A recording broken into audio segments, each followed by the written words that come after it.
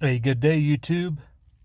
So today, just wanted to bring your attention to maybe an issue, or just to be aware of what's going on, because there's a boat out there somewhere, which ties in partially to this, potentially, maybe. But chart you see before you, cocoa price. I don't know if you've been tracking. I became aware of this about 2 weeks ago.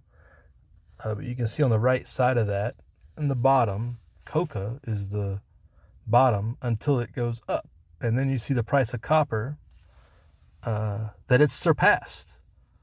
So basically, in this chart represented is a ton of cocoa is more than a ton of copper. And you had this dramatic cocoa spike. There's some supply issues or something. So cancel your Christmas chocolate order or whatever else. But it's just something to monitor and to be aware of, that prices are getting weird. This is like a 2020 price weirdness, because I don't know of any shape or form that why cocoa would be more than copper. But I think, and partially, let me just bring up, just to kind of make sure you're tracking. Like, this is the live price of copper. You see 8,700 there as of this recording, is where we're tracking right now. Cocoa the other day, it looks like it's pulled back a little bit. It was 96167 on this 2 days ago. Nope, 26 yesterday. So just a direct spike like that. Looks like the Fed borrowing rate is what it looks. That looks more like, our national debt than it does the price of cocoa. Not what we're used to seeing on one commodity that just over the last month has went crazy. So cancel your chocolate orders. Be on the lookout for scarcity. When you're looking at scarcity, what's substituting? We talked about this way back a couple times when we talk about the slow burn. You're going to lose specialization. You're going to lose variety. What substitutes for coca in things that have chocolate in it, right? What things are they going to try to substitute? They're going to use less. There's going to be, just less of it in stuff to cut costs, to maintain less inflation for those, specific things. And then it's going to cause a burden on other things that are substitutes for chocolate, right? So be on the lookout for that stuff, wherever you may be mingling in your shopping or whatever. It could have effects, and there's going to be trickle down. So as you get chocolate reduced out of the store, things are going to take its place. What are people going to substitute for? What are people going to use? Because, what percentage? That's, if you go back to 2022, this is like a 4 times increase, 400%. And then, over double the last couple months. That is severe inflation. That's not easily accounted for by anybody. So you could definitely see scarcity and less stuff that has that in it, right?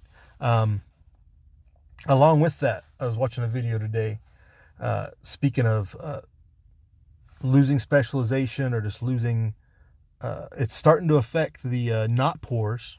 I think Guns Coast to Coast calls them the level 6 and 7, or however you had it, level 5 and 6, the people that have enough money not to worry about anything type people.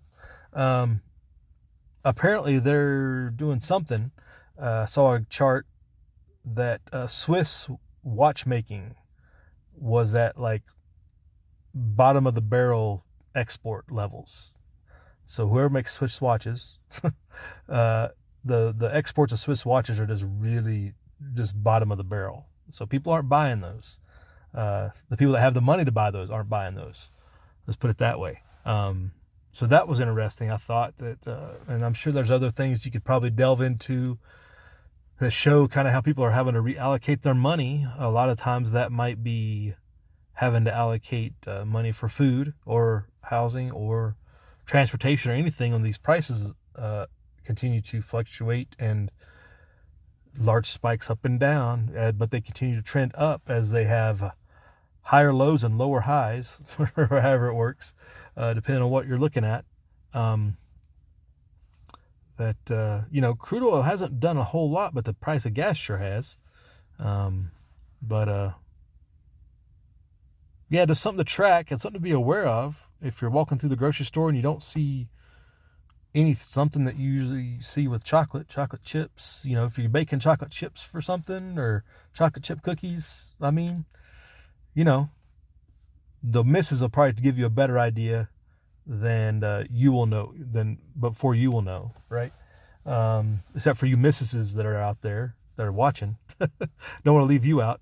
But yeah, I just thought I'd throw that out there that, go buy, maybe stock up on a ton of copper. Maybe it's time, although copper is really at a pretty high rate, usually by the pound. It's been over $4 before, but it's still at a pretty high level. Not at all-time highs, but it's getting there, for example. But yeah, watching the things that could be affected by shipping disruptions. When you lose a port, it affects everywhere else. Those other places have to surge ships and people to offload them, and the trucks have to get rerouted to offload them and deliver that stuff from somewhere else. So if you're diverting from the port of Baltimore to Philadelphia and New York, people have to drive further distances depending on where they're going, yada yada. So there's all those things happening with that. So that kind of ties into this. I guess we should be thankful that it wasn't at peak rush hour or a high driving time, because that could have got a lot worse. But the questions about why it happened, we'll just stay away from that. Who knows? It is odd, but things do happen. But it's like, this is my one thought on that. We told the Russians months ago that there would be an attack on large gatherings, right? To expect this. Well, our DHS has been saying there'll be an attack on the infrastructure for months, reiterating that message for the last few months. And this kind of has the impact of an attack on infrastructure. But fortunately, it's not a lot of human life, fortunately. But, it is an infrastructure disruption. The whole port of Baltimore shut down until further notice.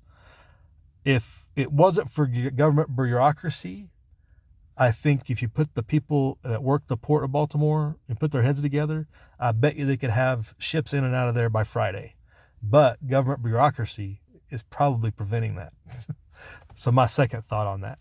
So watch your commodities, watch your stuff that's out there, watch the things you buy at the store, see what comes and goes. But yeah, this just don't make any sense, right? Like, cocoa is a luxury item, is it not?